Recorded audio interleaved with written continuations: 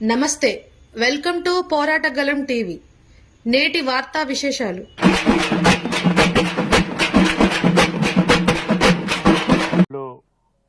పెద్దలు ప్రసాద్ గారు, గౌరవనీయులు రాయల గారు, బాల్సాని గారు, కిషోర్ గారు, సాధు గారు, హనుమంతరావు గారు, అదేవిధంగా మండల సమన్వయ కమిటీ సభ్యులు దీపలా గారు, పెద్దలకి ఈనాడు ముఖ్యులుగా పార్టీని ఎంతో కాలం భుజాన్ని వేసుకొని గ్రామాల్లో అధికారం ఉన్నా లేకపోయినా కాంగ్రెస్ పార్టీ కోసం పనిచేస్తున్నటువంటి ముఖ్య కార్యకర్తలు, నాయకులు, ప్రియమైన మిత్రులందరికీ హృదయపూర్వక నమస్కారం.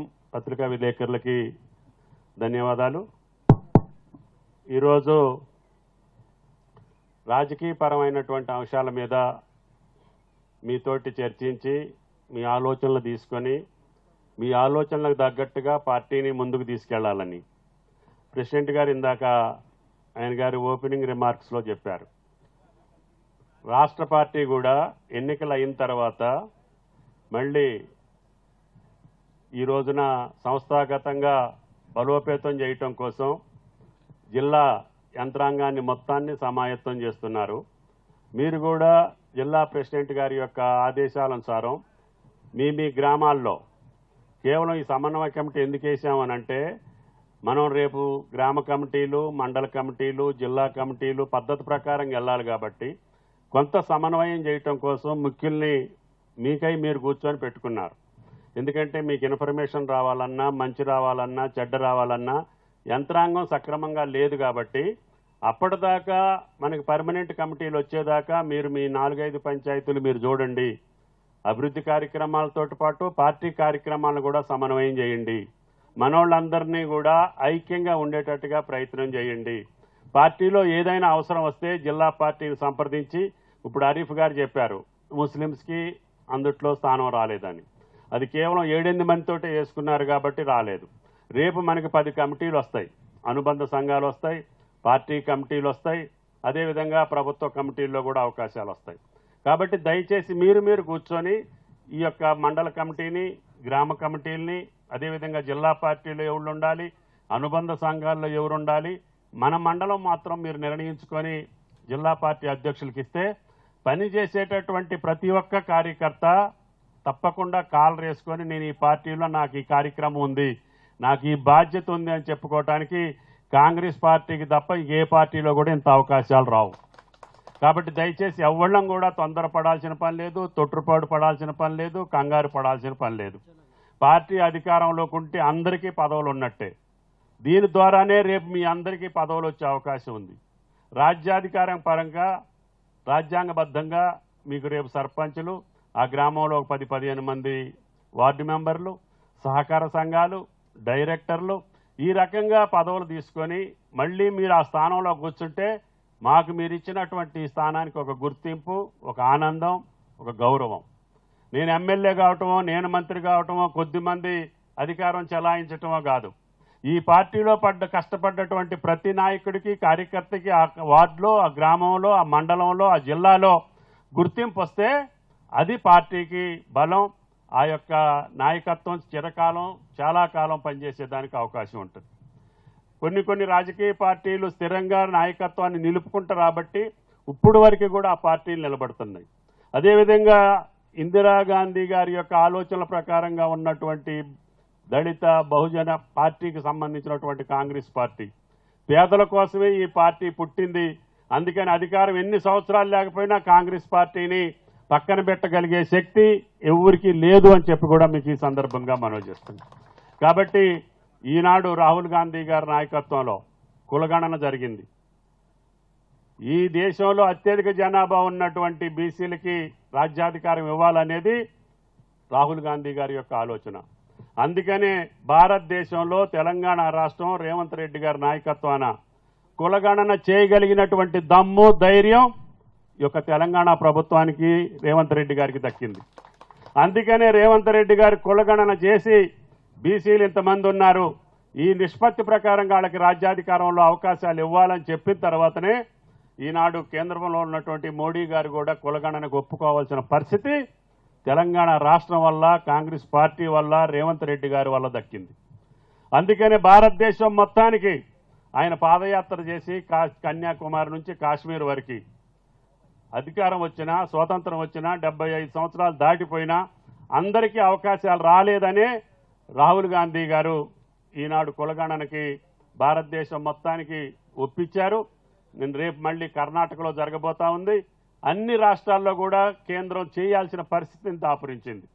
దాని ద్వారా రేపు అందరికీ కూడా రేవంత్ రెడ్డి గారు ప్రకటించారు అసెంబ్లీలో, మీరు అధికారికంగా ఇచ్చినా ఇవ్వకపోయినా నా రాష్ట్రంలో 42 మంది వెనకబడ్డ వర్గాలకి, అదేవిధంగా ఎస్సీ ఎస్టీలకి నేను రాజ్యాధికారం ఇస్తానని చెప్పినటువంటి ఏకైక ముఖ్యమంత్రి రేవంత్ రెడ్డి గారు అని చెప్పి కూడా మీకు ఈ సందర్భంగా మనవి చేస్తుంది.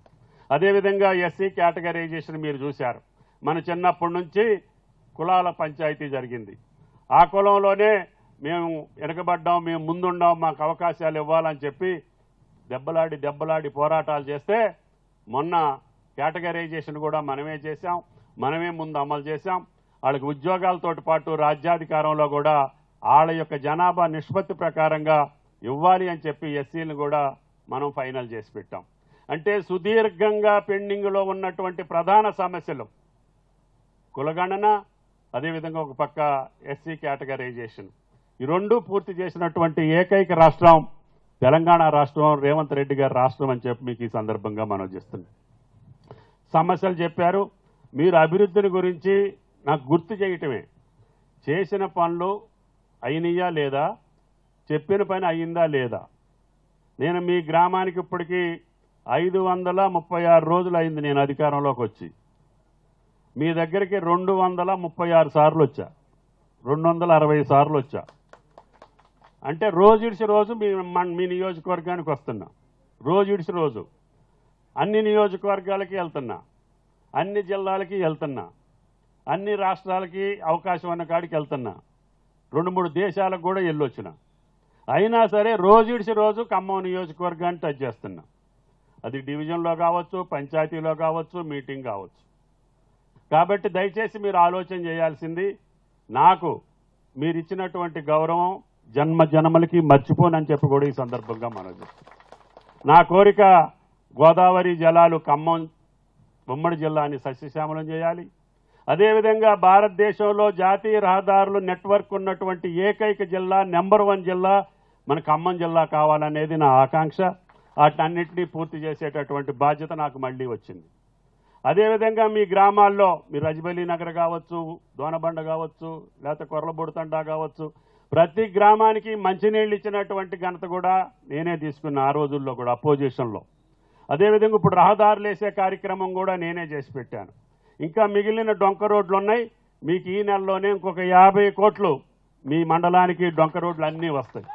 మీరు ఇచ్చినటువంటి ప్రతి అప్లికేషను, అది అంగన్వాడీ బిల్డింగ్ కావచ్చు, డొంక రోడ్డు కావచ్చు, ఇంకేదైనా చిన్న పనులు కావచ్చు, మొత్తం పూర్తి చేసేదానికి ఇంకా 3.5 సంవత్సరాలు మీరు ఇచ్చిన టైం నాకుంది. కాకపోతే ఈలోపుగా నన్ను గెలిపించిన మనుషులు, నా పార్టీ మనుషులు, కాంగ్రెస్ కష్టపడ్డటువంటి మనుషులు ఆ పంచాయతీ సీట్లో కూర్చోవాలి. సర్పంచ్గా నేను వాళ్ళని చూసి ఆనందించాలి. అదేవిధంగా ప్రతి పదవిలో కూడా మీరే ఉంటే నాకు అంతకంటే మీరు చేయాల్సిన పని ఏది లేదని చెప్పి కూడా మీకు ఈ సందర్భంగా మనవి చేస్తున్నాం. మీరు చెప్పినవన్నీ చేసే బాధ్యత నాది.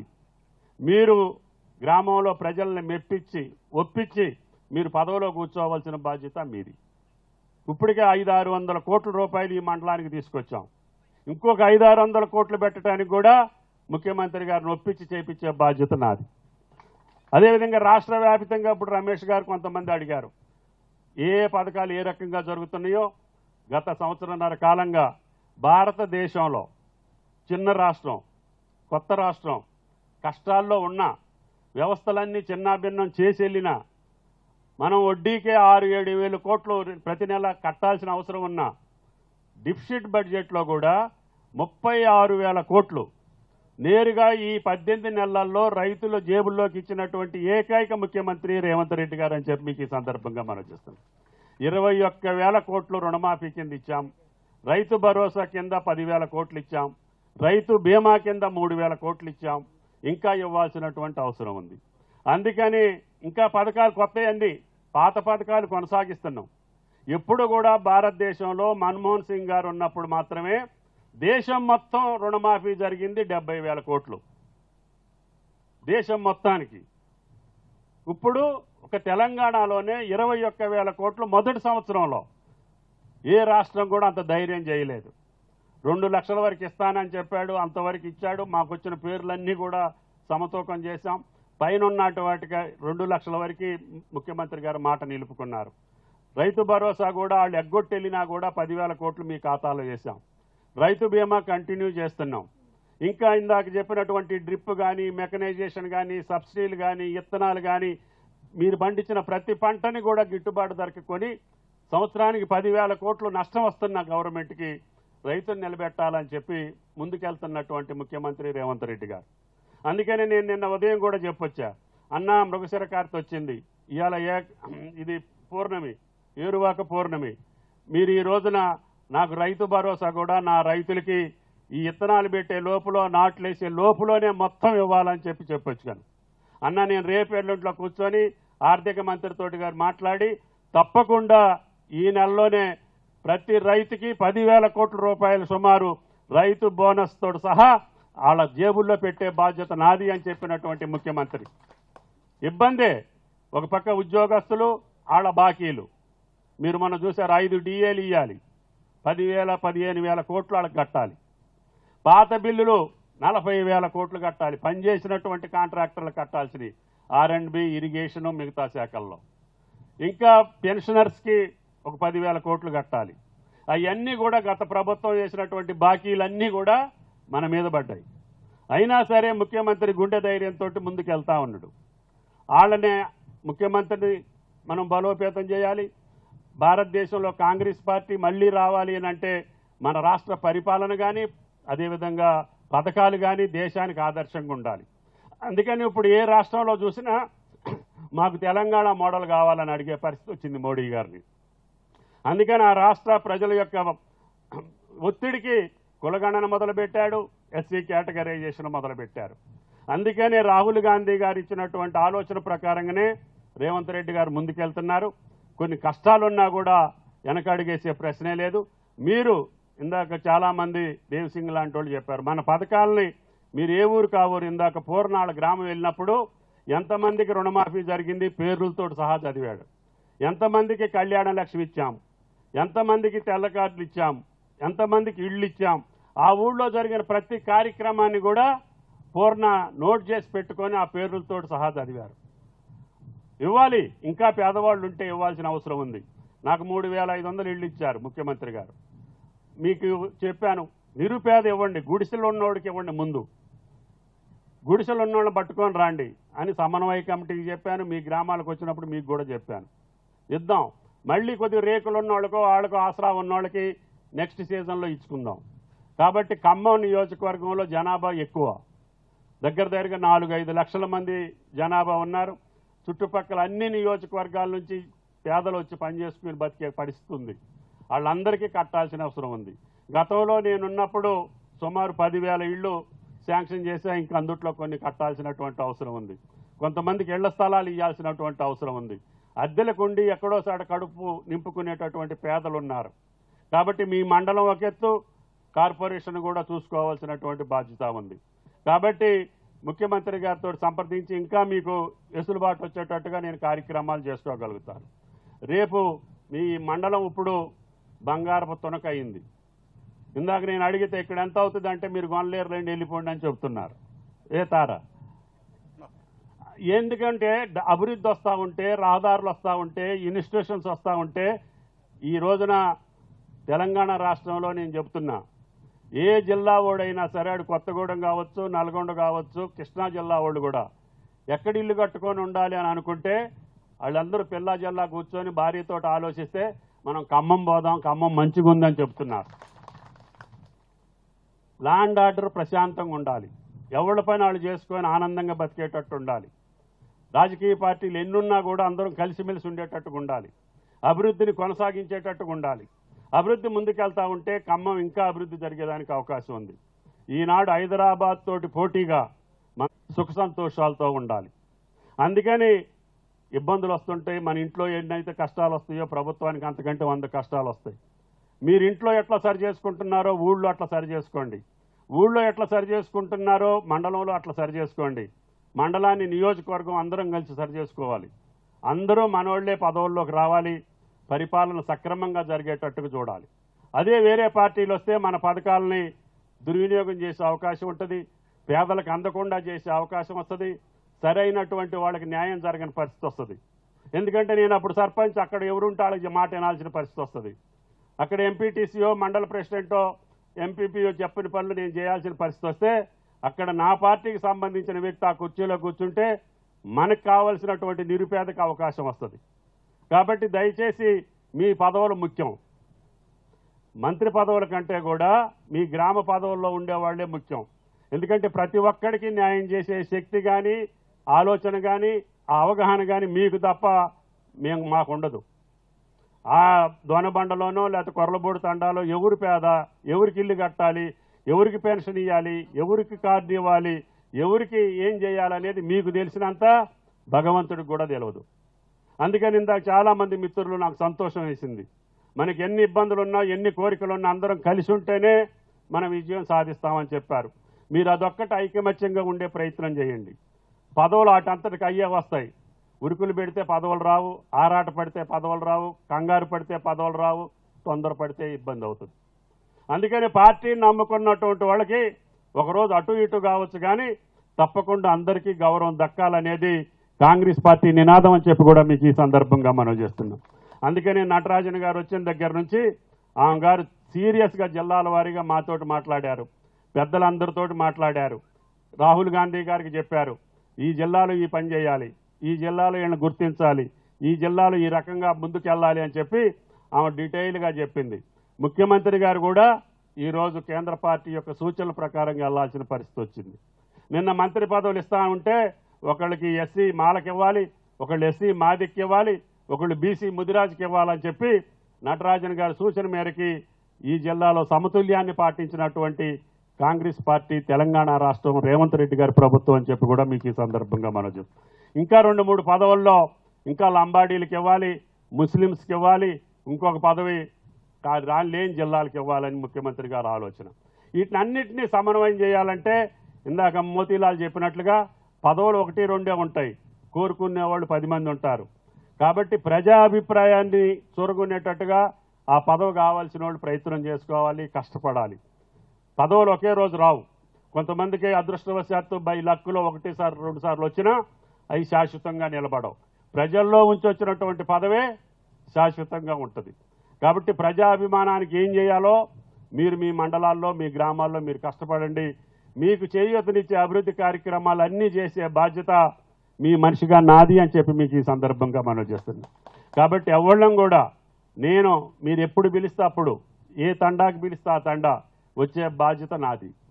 మీరు కూడా చెప్పటమే కాకుండా దాన్ని ఫాలో అప్ చేసి, కొన్ని మంది శాంక్షన్ చేసినా కూడా పనులు కాలేదన్నారు, కొంతమందికి బోర్లకి కరెంటు కావాలన్నారు, కొంతమందికి డొంక రోడ్లు అన్నారు. ఇటువంటి చిన్న చిన్న పనులు మీకు సమస్య కాదు. కానీ ప్రతిసారి మీరు నాకు చెప్పాలి, నేను అధికారులకు చెప్పాలి, అధికారులు వచ్చి మళ్ళీ అటెండ్ కాకపోతే మళ్ళీ చెప్పాలి. నేను ఒక్క పని చేయాలంటే 100 ఫోన్లు చేసినా కూడా కొన్ని కావు. ఎందుకంటే ప్రొసీజర్స్ అట్టుంటాయి, పాలసీ అట్టుంటుంది. అక్కడ అది కూడా ఉండాలి, పిండి కూడా ఉండాలి. ఆ పిండి ఉంటే రొట్టెలు కూడా గబగబా అవుతాయి. అందుకని ముఖ్యమంత్రిని నేను ఎన్నిసార్లు అడుగుతున్నా నేను మీకు చెప్పను. ఆయన కష్టాలు ఆయనకున్నాయి. ఆయన ఇచ్చిన దాన్ని బట్టి నేను మీకు కూడా పంచుకుంటూ వస్తా. ఇప్పుడు ఈ నియోజకవర్గానికి ఇచ్చిన డబ్బులు ఆయన ఏ నియోజకవర్గానికి ఇవ్వాల. ఒక మండలానికి 600-700 కోట్లు వచ్చినాయి. ఇంకొక 600-700 కోట్లు వస్తే అసలు మీరు అడిగే పనే ఉండదు. ఇంకా నాకు 3.5 సంవత్సరాలు ఉన్నాయి. కాబట్టి ఈ లోపల మీరు గెలవాలి. కాబట్టి మీ డొంక రోడ్లు కావచ్చు, చిన్న చిన్న సమస్యలు కావచ్చు, అన్నీ శాంక్షన్ చేపిస్తా. మీరు ఐకమత్యంగా ఉండండి. మీరు అనుకున్న అతన్ని గెలిపించండి. మీరు అనుకునే మనిషి ఎట్టు ఉండాలంటే ప్రజలు కోరుకునేవాడై ఉండాలి. మీరు నలుగురు కూర్చోండి, జనాన్ని కూర్చోబెట్టండి, అడగండి, ఎరా మరి మేము నలుగురు అడుగుతున్నాం, మీరు ఎవరు కావాలని అంటే పలానా ఎల్ఐ కావాలంటే ఎల్ఐని పెట్టుకోండి. పుల్లయ్య మళ్ళీ నెక్స్ట్ లైన్లో ఉంటాడు. ఇందాక వాళ్ళు ఇనానమస్ చేసుకున్నారా? నలుగురు పోటీ పడ్డా కోరికున్న ఒక అడుగు వెనకేసి ఒక అతన్ని ఎనానమస్ చేసుకున్నారు, వాళ్ళ గౌరవం ఉంటుంది. ఎనానమస్ చేసిన వాళ్ళ పంచాయతీలకి గేట్ లేదు, లిమిట్ లేదు, ఇన్ని లక్షలని, ఎన్ని లక్షలైనా ఇస్తా. ముందుగా అయితే మొదటిసారి ఎనానమస్ అవ్వగానే 10 లక్షలు చెక్ ఇచ్చేస్తా, గవర్నమెంట్ది, నాది కాదు. ఇక మీరు ఎనానమస్ చేసిన పంచాయతీలకి మీరు చెప్పిన పనులన్నీ చేసే బాధ్యత నాది. కాబట్టి దయచేసి మీకు ఖర్చు ఉండదు, మీ రూపాయి ఖర్చు అవ్వదు, ఎనానమస్ చేసుకోండి, పనులన్నీ చేయండి. శాశ్వతంగా మాకు ఈ ప్రెసిడెంట్ గారు ఉన్నప్పుడు మా ఊరికి కళ వచ్చింది అని మన గ్రామ ప్రజలు అనుకుంటే మన జన్మధన్యం. కాబట్టి దయచేసి ఎవరు కూడా తొందరపడాల్సిన పని లేదు, ఆరాట పడాల్సిన పని లేదు. ఆరాటపడ్డ ఆయాసమే తప్ప పదవులు రావు. కాబట్టి దయచేసి అందరం అన్నదమ్ముల్లాగా కలిసి ఉండటం, అందరం కలిసిమెలిసి ఉండటం, అధికారాన్ని చేజిక్కించుకునే ప్రయత్నాలు మీకు తెలిసినంత ఎవరికీ తెలియదు. ఆ ఊళ్ళో ఏ డివిజన్లో ఏ వార్డులో ఏం చేస్తే ఎట్లా పడతాయి ఓట్లు అనేది మీకే తెలుస్తుంది. కాబట్టి మీరు నలుగురు కూర్చుంటే మిమ్మల్ని దమ్ము చేసి నిద్ర బలం, ఇందాక ఎవడో చెప్పారు టీఆర్ఎస్ వాడు భయపడుతుండు, కానీ మీ ఇద్దరిలో ఒకటి దగ్గరకు వచ్చి సపోర్ట్ చేస్తా నేను అని దొంగతనంగా రైతులు వచ్చి చెప్తాడు. ఆ నిజంగానే చేస్తారని మీరిద్దరు గొడవ పడతారు, ఆఖరికి ఆడు కొట్టేద్దామన్నాడు. కాబట్టి అటువంటి జిమ్మిక్కులకి మీరు ఎక్కడా పాల్పడకుండా మీరు అందరూ కలిసిమెలిసి ఉండండి. ఒకరికి ఎంపీటీసీ వెళ్తుంది, ఒకరికి ప్రెసిడెంట్ వెళ్తుంది, ఒకరికి సొసైటీ వెళ్తుంది. ఇంకా కావాలంటే వేరే మళ్ళీ రేపు మార్కెట్ కమిటీలో కొంతమందికి, ఎల్లుండి ఆత్మ కమిటీలు వేసేటప్పుడు మళ్ళీ కొంతమందికి, ఇప్పుడు హరీఫ్ గారు చెప్పినట్టుగా అన్ని కులాలని అన్ని మతాలను కూడా మనం గౌరవంగా తీసుకోవాలి. కాబట్టి ఏ కులం కూడా బయట ఉండటానికి లేదు, ఎవళ్ళం కూడా కంగారు పడాల్సిన పని లేదు. కాబట్టి దయచేసి మీ అభివృద్ధి కార్యక్రమాలు కానీ అన్నీ నాకు చెప్తుండండి, అయినా చెప్పినా చెప్పకపోయినా పర్వాలా. కాబట్టి దయచేసి కాకపోతే మళ్ళీ మళ్ళీ గుర్తు చేస్తుంటే తప్ప అధికారులు కూడా పనిచేయరు. కాబట్టి దయచేసి చెప్పాం అవలేదని అనొద్దు.